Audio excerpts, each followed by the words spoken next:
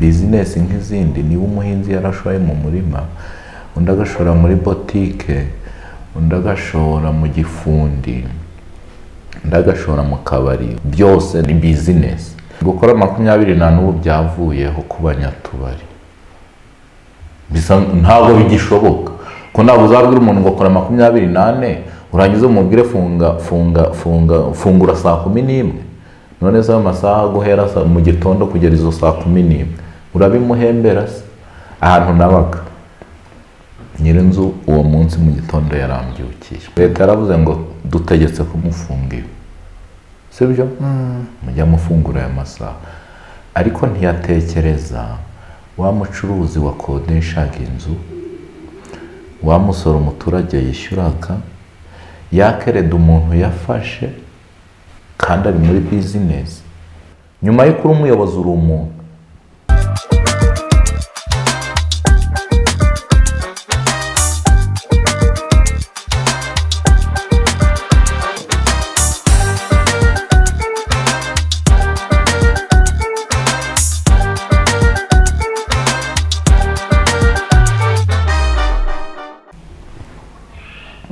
Ibihe byiza nanone bakunze b'Umwenegihugu Official TV, tugeze muri ka kanya keza k'isesenguramakuru, tukaba tubasuhuza aho muherereye hose mu mpande zose z'isi, abadukurikira bari hanze y'u Rwanda, abari mu Rwanda. Twiteguye kubana namwe muri iki kiganiro cyiza tugiye kugirana. Mbere ya kamera murahabona Eric, muramumenyereye. Eric, turagusuhuje. Murakoze cyane. Reka mbonereho nyine nsuhuze n'abakunzi b'Umwenegihugu Official TV. Yego, nabo baragusuhuje, reka twizeye ko bagusuhuje. Ariko bahise bansuhuza. Baragusuhuza, ndakeka bitaratinda igihe ikiganiro tuzabibona muri commentaire. Yego.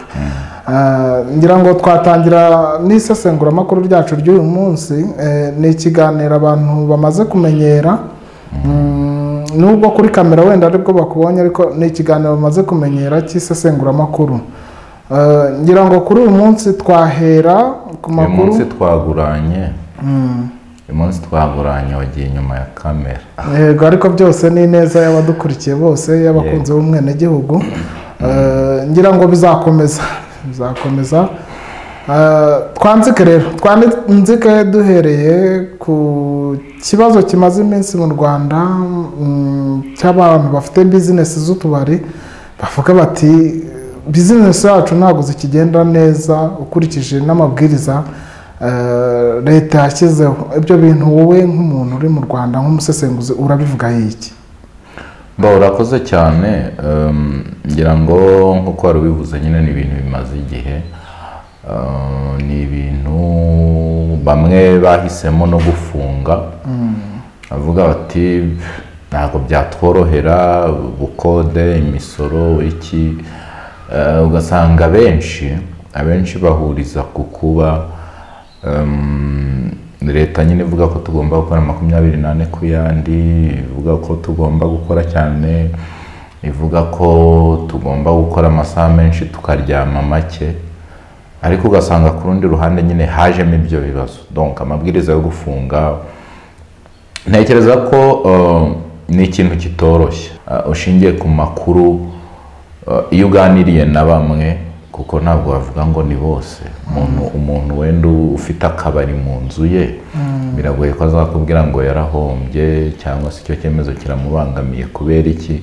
Kubera ko ntawe uzaza kumusaba ubukode. Yego, uragira uti iyo uganiriye na bamwe, ariko nk'umusesenguzi twagira ngo tukubaze, ese uko ikibazo giteye mu mijyi, uko tukibona mu mijyi aho tugenda, yaba mu mujyi wa Kigali yaba mu yindi mijyi, niko cyaba giteye no mu bice by'icyaro? Ubwo ndavuga ba bantu baba bafite utubari mu cyaro mu dukaritsiye runaka, n'abandi bafite utubari mu mijyi. Ese ikibazo hose giteye kimwe? Ntabwo biteye kimwe kuko nagerageje kugera ahantu 4. Yego. Muri 4 habiri ni umujyi, habiri ni icyaro. 2 nageze, amwe ni mu mujyi wa Kigali. Mu mujyi wa Kigali bisa nkaho abantu biyakiriye ko nta yandi mahitamo bafite. nyine wa muntu ukubwira ati nyine ni uko twabonye biza kandi tugomba kubyubahiriza. Aho ni mu murenge wa Nyamirambo, aho naganiriye na bamwe muri abo baturage mu banyatubari, reka ariko abacuruzi niko kuri abacuruzi b'utubari, bizinesi y'akabari. Ni mu murenge wa Nyamirambo. Ahandi mu mujyi wa kabiri nageze ni umujyi wunganira Kigali, mu mujyi wa Musanze, mu murenge wa Muhoza. Abenshi bo baranafunze rwose, ibyo twita kuzinga ibihoho. Bavuga baturumva gukorera mu nzu wishyura 200 ku kwezi, 300, ugafungura guhera saa 11 kugera saa 7 z'ijoro, ni ikibazo. Bavuga baturumva hari abagiye bagaruka ku kuba mu mujyi n'ubundi muvomo ihoramo, umuntu yararasetinga amasaha ye bitewe na gahunda afite, akavuga ati se nabyukiye mu kazi, ngiye muri pause, wenda niba ari ifunguro reka ndenzeho agacupa nsubire mu kazi. Wenda ntumbaze ngo umuntu usubiye mu kazi yanyweye agacupa bigenda gute, ariko nyine wenda akaba afite gahunda ye. Ibyo byarahagaze, kuko niba wenda pause ari saa 6 saa 7, bitewe na ubwo wenda n'imiterere y'akazi, cyangwa saa 7 saa 8, ntabwo azabona aho agasoma, kubera ko gufungura ari saa 11 ni nyuma y'akazi. Bamwe rero barafunze kubera ko babonye ubukode birahenze. Imisoro nayo nta cyahindutse, ubwo wenda turazi iby'imisoro kubigarukaho, nta cyahindutse. Ariko turebeye nk'ubukode cyane kandi n'ubundi ariyo business babamo, ubwo bukode babwishyura bitewe na clientele bagize, ya masaha yarahagaze, byabaye ibintu bisa nkaho nyine bibagoye, bahitamo kuzinga ibihoho nk'uko nabivugaga. Ubwo navugaga mu mijyi ibiri. Mu cyaro rero, mu cyaro bisa nkaho nyine ayo mabwiriza atanariho, abantu niba ugiye nyine uragera ahantu ku gasantere usanga abantu barafunguye, babwira uti mumpa agacupa n'inywere, bakaguha. Donc ingaruka zisa nkaho ziri kugera ku bantu bo mu mijyi gusa, kubera ko niho amabwiriza bisa nkaho yashyizwemo imbaraga cyane. Mu mijyi nanone hari ibwiriza rivuga ko kuvanga butike n'akabari bitemewe. Niba ari butike ni butike, niba ari akabari ni akabari, kugira ngo bace cya kindi cyo kuba umuntu yakwihisha mu isura ya butike agakora n'akabari.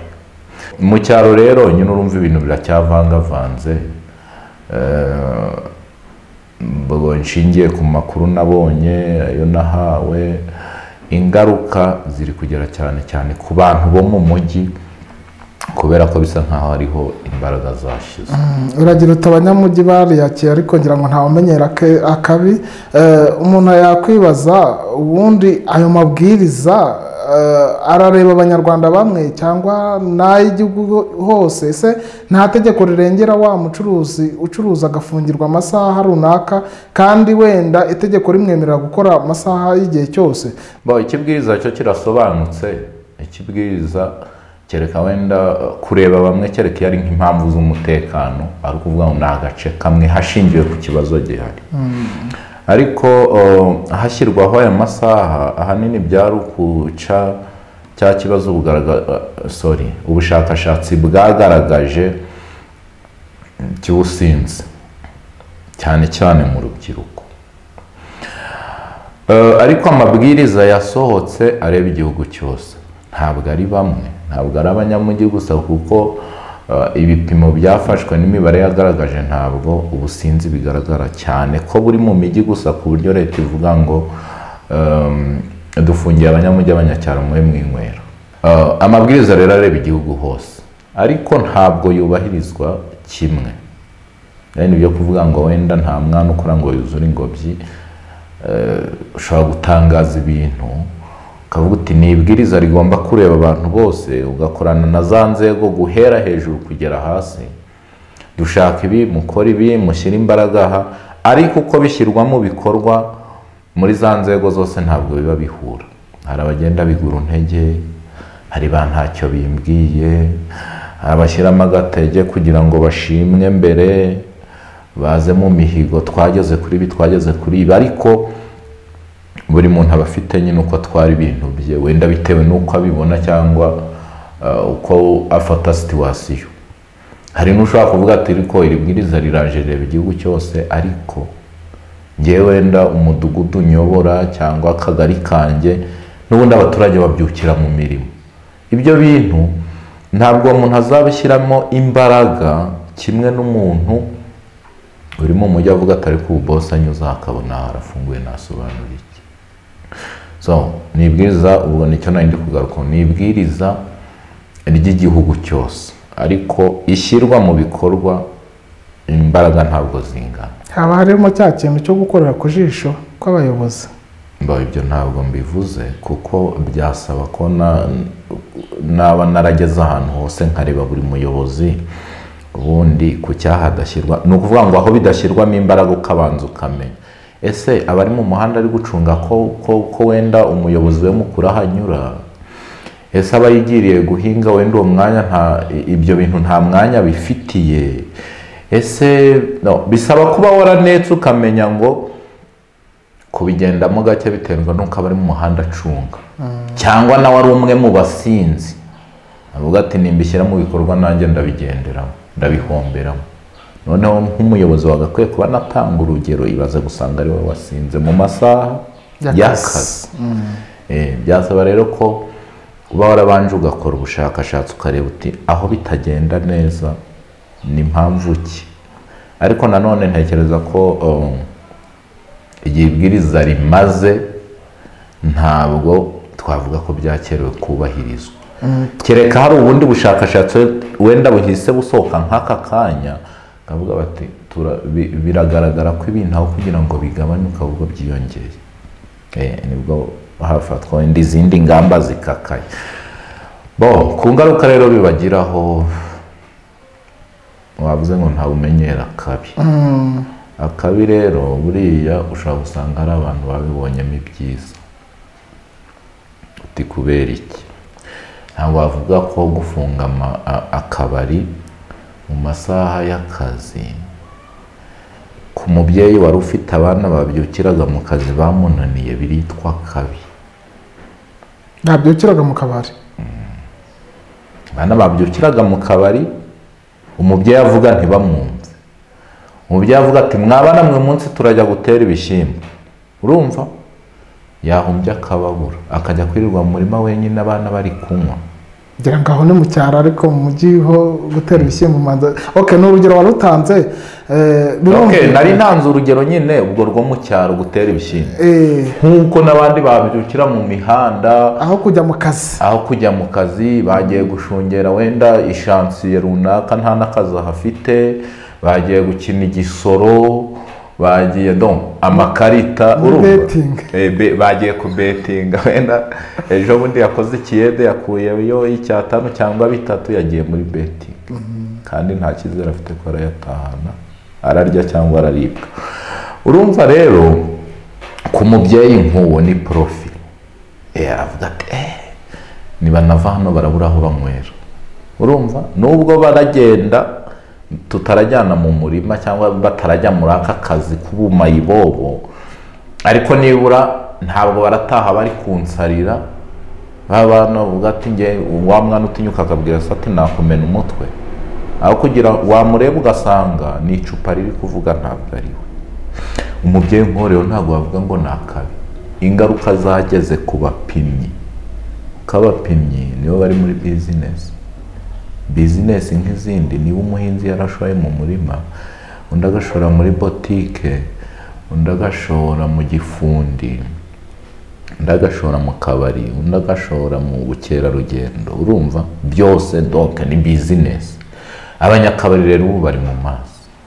Uravuze uti abanyakabari bari mu mazi, wongeraho uti kandi abari mu gihombo ni ba nyiri bizinesi. Kumva bamwe ngo bacibwa amande, ese amande bacibwa arangana mu gihugu hose cyangwa buri muyobozi uko yabyutse? Se nta marangamutima yazamo mu guhana wenda uwo warenze kuri iryo bwirizwa cyangwa se hakaba hazamo n'icyene wabo mu kuba umuntu yaza akaba yanakwituniraho, reka ariko tubivuga, akaba yaguca amande menshi ugereranyije n'ayacu y'undi mugenzi wawe. Ibyo bintu ntabwo byabura turi abantu, ntabwo byabura turi abantu, ariko ubundi ni ikibwiriza ritandukaniraho n'itegeko. Itegeko kubahirizwa kwaryo hashingirwa ku ngingo. Ibwiriza ni ibintu biba biri aho byanditse, urumva. Noneho ugasanga ibyo bintu byanditse ariko n'itegeko riba ryanditse by the way. Wenda abantu batavuga ngo amategeko none ari mu kirere, amategeko ari mu kirere. Ibwiriza ni ikintu gishobora gushingirwaho hashingiwe ku muntu urafata icyemezo, urumva, hakanashingirwa ku gace icyo kintu cyabereyemo. Itegeko aho uri hose ugongana naryo, urumva. Noneho n'ikindi ushobora kuvuga uti none se itegeko nta bantu babogama wenda bagaca imanza nabi. Icyo gihe iyo bigaragaye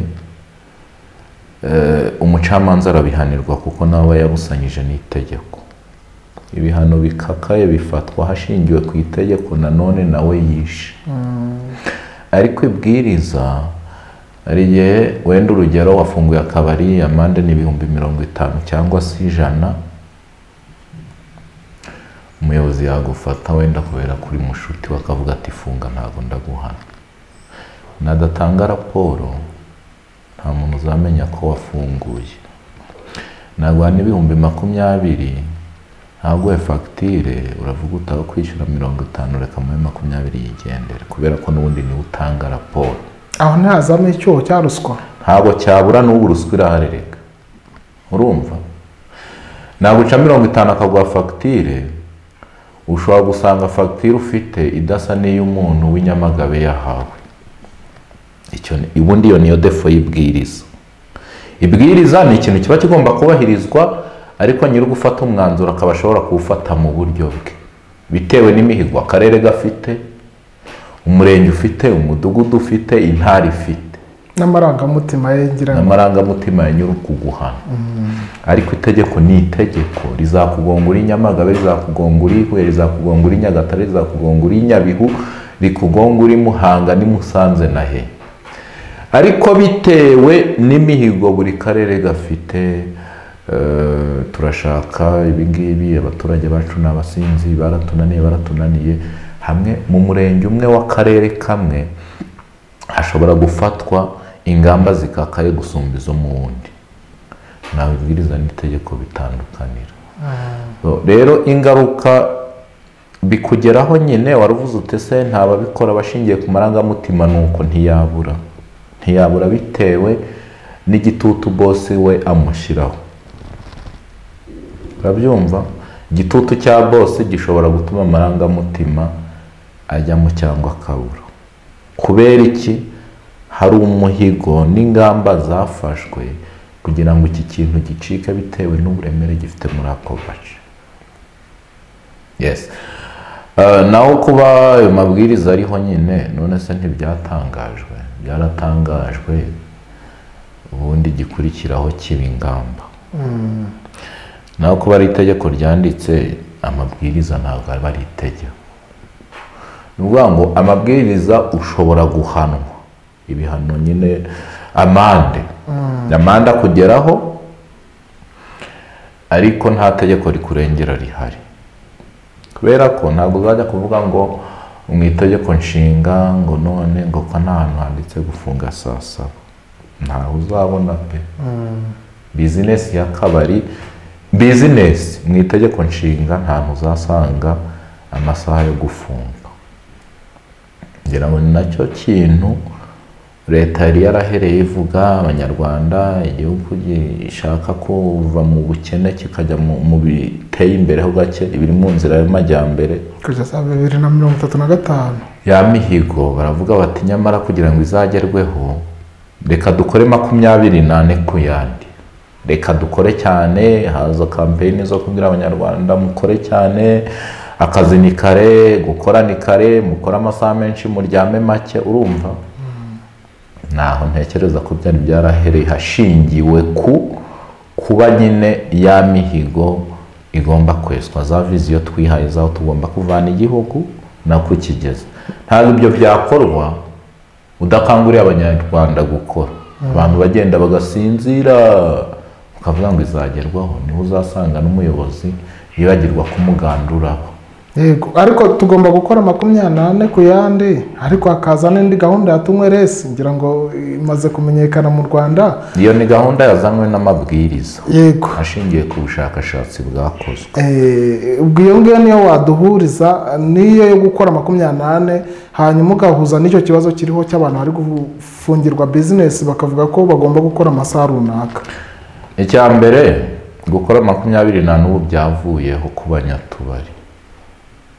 Bisa ntabwo bigishoboka ko ntabwo uzabwira umuntu ngo akora 24 urangiza umubwire fungura saa 11. None za masaha guhera mu gitondo kugera izo saa 11 urabimuhembera se? Oya, icyo gihombo yagize se urakigarura? Uzakora 24 se kandi utegetswe gufunga amasaha 11, no gufungura aryo bwo guhera saa 11 kugera saa 7 saa 7 uzabwira umuntu ngo akora 24 kandi yemerewe gufungura amasaha 8, 1/3 cy'umunsi.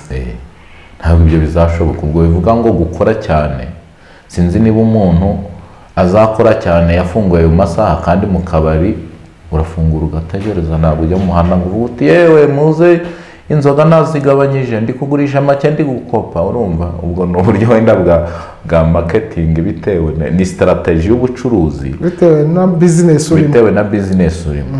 Ariko abanyakabari ubundi biba gufungura abantu bakaza. Rero ntabwo uzavuga ngo kora cyane. Arakora cyane gute? Arajya gufata abantu bari mu muhanda cyangwa mu tubari tw'abandi avuga ngo muzi wanjye kugira ngo ngaragaze ko nakoze cyane, naje kubizanira. Uraza kubizanira se baranywera ubu? So ni gukora cyane no gukora amasaha menshi ku banyatubari, icyo ntabwo kikibaho. Ahubwo twakwibaza, ese abanyakabari baraganaye? Ngewe icyo mpagazeho n'amaguru yanjye abiri, gufunga utubari ntabwo bibuza abantu kunywa. Nta nubwo bizigera bibuza abantu kunywa. Ubu se muri covid ntabwo twanywaga cyangwa abantu ntibanywaga? Muri covid ntabwo byari muri guma mu rugo ahubwo ngo nibwo ziriya nganda zungutse cyane, ziriya zikora inzoga. Inganda zatangaje ko zakoze cyane. None izo nzoga zanyobwaga zite kandi tutemerewe kuva mu rugo? Ni ukuvuga ngo hari ingo nyinshi zahinduwe utubari. Hari utubari twinshi twahinduwe ingo. Hari ingo zahinduwe utubari, hari n'utubari twahinduwe ingo, kugira ngo abantu bakore babone amafaranga babeho. Ariko abakoze ibyo cyane cyane ni b'abanyatubari, kuko ntabwo ntekereza ko guma mu rugo wahita uvuga utoke nakoraga akazi kansaba kugendera kankora akakabari kandi uzi ko utubari tutemewe. Nta garanti waba ufite kutazahomba. n'urugero. Rero icyo gihe inzoga zaranyowe, abantu barasinze, usibye ko wenda basindiraga mu rugo bakaryama avuga ati nindamuka nsinze agenda mu muhanda, bwabyo ndasobanura iyo nazinywereye. Ariko kuri kwa nyako ni uko inzoga zanyowe ndetse zinyobwa ari nyinshi, n'abatarazinywaga baraziga. Icyo rero ubwacyo ni igihamya cy'uko gutegeka abantu amasaha yo gufunga bitababuza kunywa, bitababuza gusinda, bitagabanya ubushobozi cyangwa ubwinshi bw'inzoga abantu banywaga. Kubera iki? Hari umuntu uzafunga, gufunga saa 7 mu minsi isanzwe, yego, na saa 8 muri weekend, yego, za saa zikagera bagahita bavuga noneho reka tuzimye radiyo tujye mu cyumba inyuma twinywere. Ntekereza ko nta mbaraga zashyizwe mu kuneka icyo kintu. ngira ngo n'ababigerageza ntibyaborohera. nta mbaraga zashyizwe mu kuneka abantu bavuga bati mbese ko saa 8 zageze turi muri weekend mukaba mutari gufunga. Usibye umuntu kwibwiriza akavuga ati nyamara abanyuze abampana akegekaho, ariko abantu bagakomeza bakama. Ni byiza ko hakorwa ubundi bushakashatsi mu kureba ngo mbese izi ngamba twafashe hari icyo zahinduye. Noneho ubwo niziba ntacyo zahinduye, icyo cyemezo kizaba ntacyo kimaze. Ubwo turi kureba mu korohereza abakora bizinesi y'iki y'utubari, sibyo? Ariko zasaza zishobora kugera, ubwo ni urugero rwo kwegekaho nari ntanze. Undi akavuga ati noneho ejo nta kazi mfite sinzakora kandi sinzirirwa mu rugo ntari kunywa, kandi ntabwo uzaba ufunguye, ntabwo byemeye gufunga.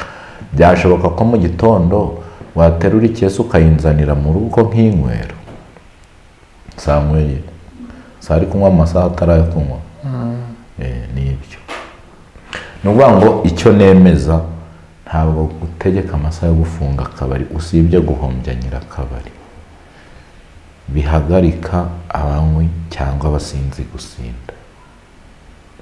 Noneho ukibaza ko wa muntu uri gucuruza akabari aracyishyura ubukode yarasanzwe yishyura, ko ntabwo waza kubwira nyundo ngo none ngo kuba mfungiye amasaha ngo wanyihanganira cyangwa wangabanyiriza.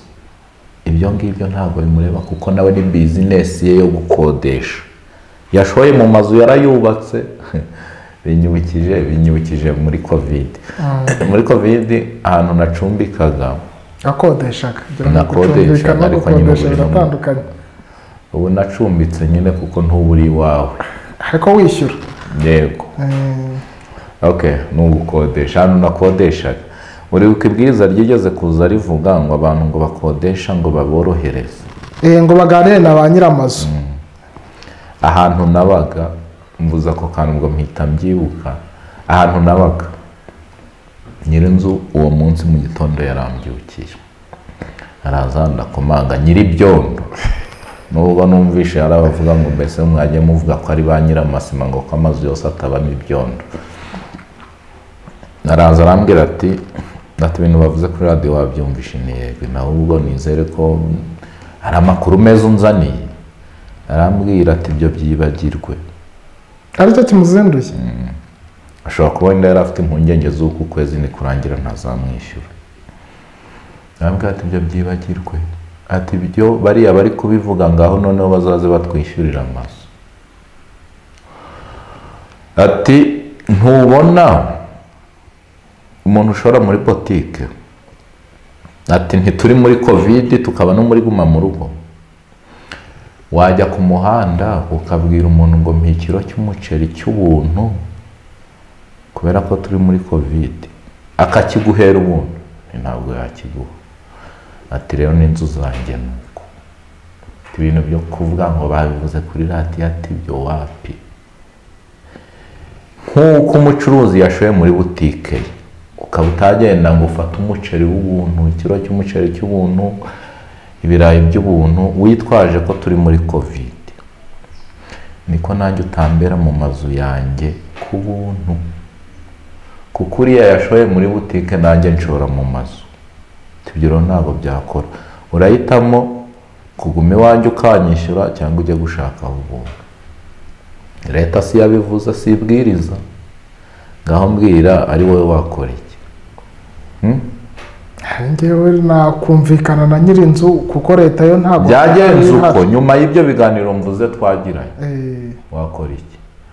Nahava igihe nawe mbona imikorere yanjye yabangamiwe. Ukabona aho ubuntu se? Aho ubuntu ntaho.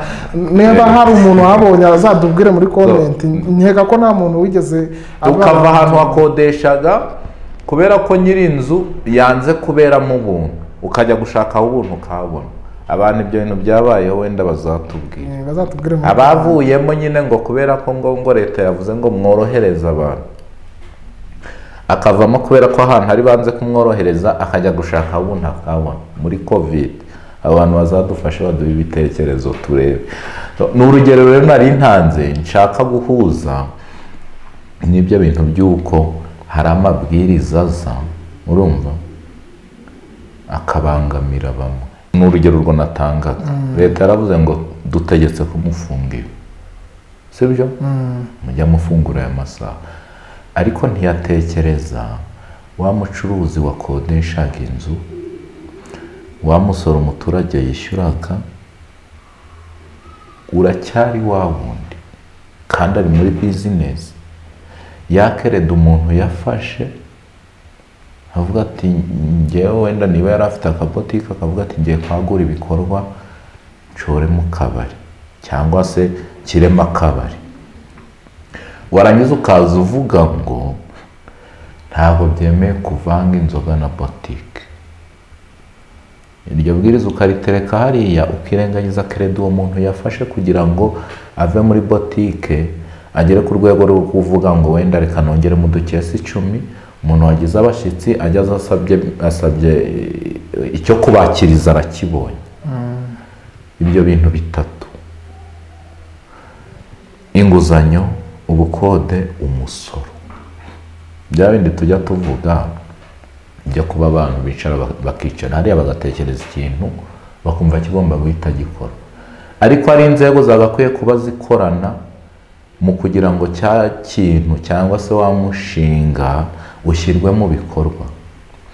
Nk'ubwo mbere y'iryo bwiriza ntekereza ko nta kintu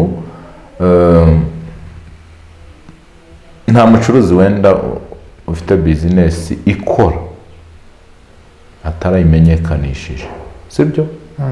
Kuyimenyekanisha bijyana no kwishyura umusoro. Yego. Kwishyura umusoro wenda iby'ubukode bwo leta ntabwo yabijyamo, ni nk'uko yavuze ngo abantu bagabanyiriza abantu, ariko ntibishoboke.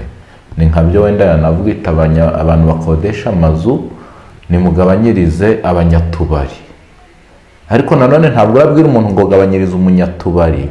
Uwo muntu ufite iyo nzu yishyura iki? Keredi yafashe ari kuyubaka. N'umusoro kuko amazu y'ubucuruzi agomba kwishyura. Kugabanyira kubwira umuntu ngo gabanyiriza umunyakabari ni nako uzajya kumugabanyiriza nawe kuri wa musoro yishyuraga ku mazu ye y'ubucuruzi.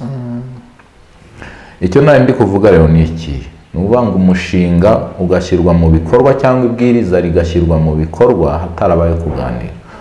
Leta yashoboraga kuganira na Rwanda Revenue, sibyo ko na Rwanda Revenue ni leta, ariko izo nzego zombi zikicarana zigafatira hamwe umwanzuro, yarangiza ikongera ikaganira n'amabanki, kareba muturebera iwanyu abantu basabye inguzanyo y'ubucuruzi bujyanye n'ibi, kuko iyo ujya kwaka kerede uravuga wenda ni inguzanyo y'ubucuruzi ariko uvuga ubwo bucuruzi ubwo ari bwo. Muturebere abantu basabye kerede y'ubucuruzi bijyanye n'ibi, abo bantu bagafashwa ko bishyuraga iki? Inguzanyo. Barangiza bakareba muri Rwanda Revenue amatini namba y'ubucuruzi yanditseho akabari, sibyo?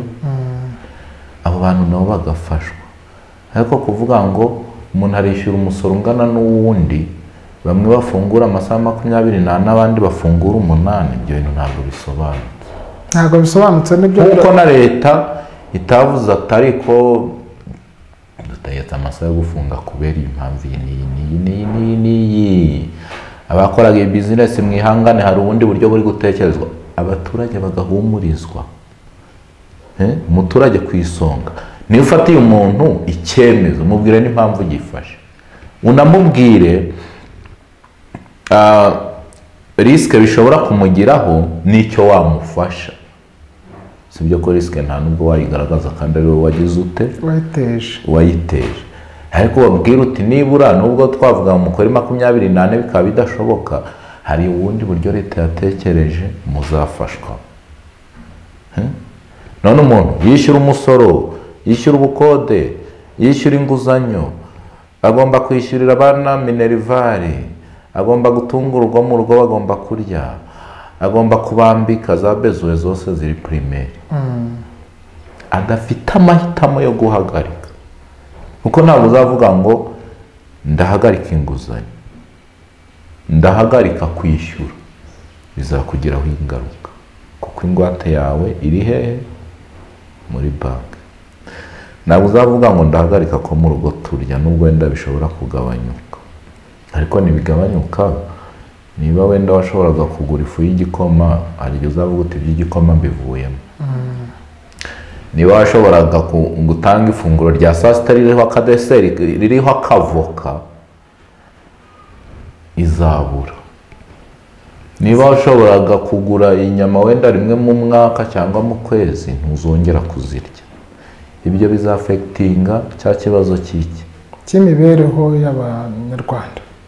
Imibereho y'Abanyarwanda, igwingira, imirire mibi, ibiki.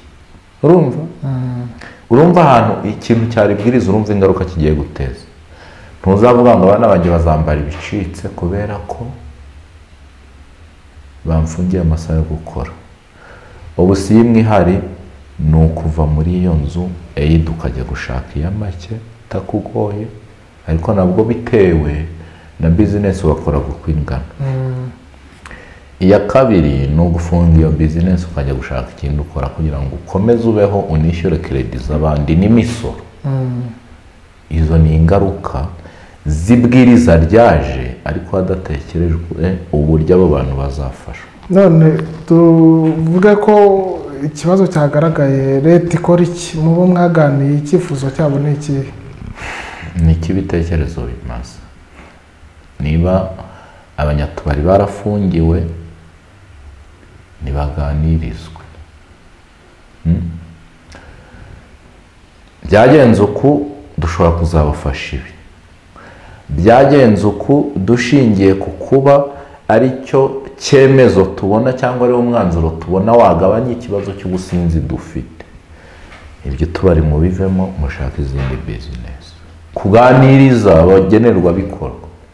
Ariko uri aho wicaye hariya hejuru, utereye ibintu uravuze uti amabwiriza ndayasinye, yubahirizwe, utarayubahiriza turamwereka. Ibyo ntabwo ari ubuyobozi, ni ubutegetsi. Umuyobozi aganiriza abayobora. Abayobora ni abaturage.